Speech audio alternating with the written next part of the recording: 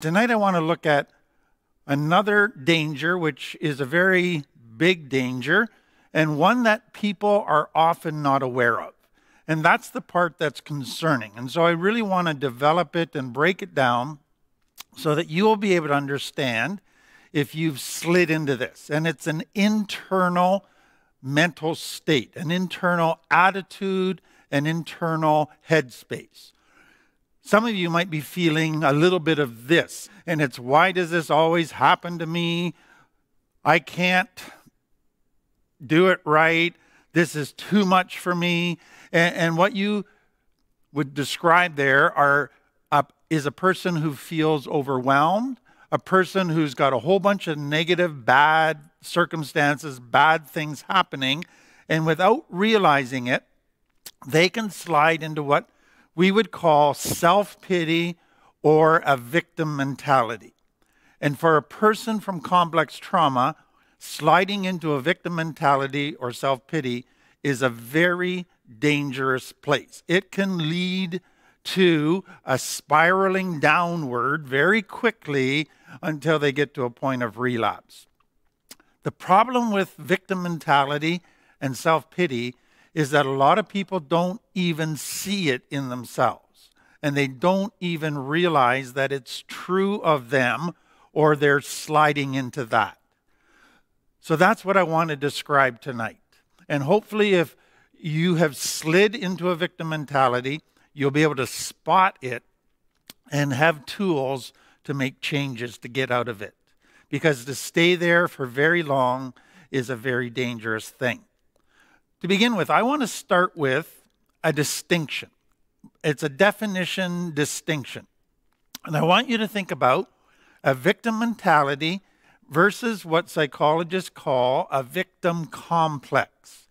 So there is a difference, there's an overlap, there's similarities, but understanding this difference I think is important and helpful as we begin looking at this topic. So a victim mentality, for many people, it's a short-lived period of time where they slide into feeling sorry for themselves. And all of a sudden, it's poor me, let's have a bit of a pity party. Problem is that I'm the only one that shows up for that party. And after a bit, you get out of it. A victim complex. Now, let me read you a quote. It's a mindset that develops mainly through childhood conditioning. The person perpetually see themselves as the victims of other people or circumstances. This warped self-perception leads to a desire to gain affection and attention from others while simultaneously avoiding self-responsibility. So it's a state that people live in all the time, where they blame everybody else. It's that person's fault. It's my circumstances. I can't help it.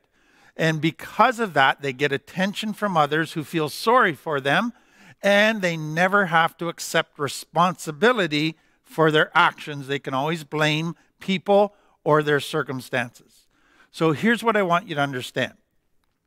Everybody that comes out of complex trauma can end up in a victim complex, but they don't have to.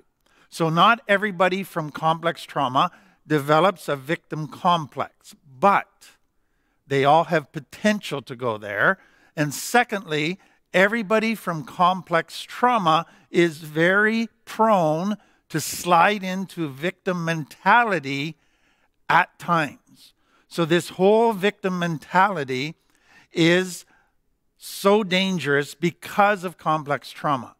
Because that's where you've come from, and it's easy to slide back into it, or for some to live there. That then leads to what we talk about as self-pity. So let me read you another quote. Most of us experience self-pity throughout our lifetimes, and although it can serve to be a self-soothing mechanism that assists us in later accepting or changing our circumstances. So let me explain that. A healthy person goes through a hard time. They can go through a bit of time, go, this is tough, and they feel sorry for themselves, but they don't stay there. They then go, okay, let's accept these circumstances. I can't do anything about it. Or let's change these circumstances. I have decisions here. And they make changes. So the initial feeling sorry for themselves doesn't last long, but it motivates them to either accept or change. So there's nothing wrong, many times for many people, it becomes a toxic habit. There's nothing wrong with acknowledging that you are suffering and unsure how to cope, but if self-pity takes over and you don't rein it in, it is a very problematic emotion. When self-pity is made a habit, it not only impedes the progress we make in life, but it creates self-destructive cycles of self-sabotage. And that's what makes it dangerous, when it becomes a habit to slide into a victim mentality.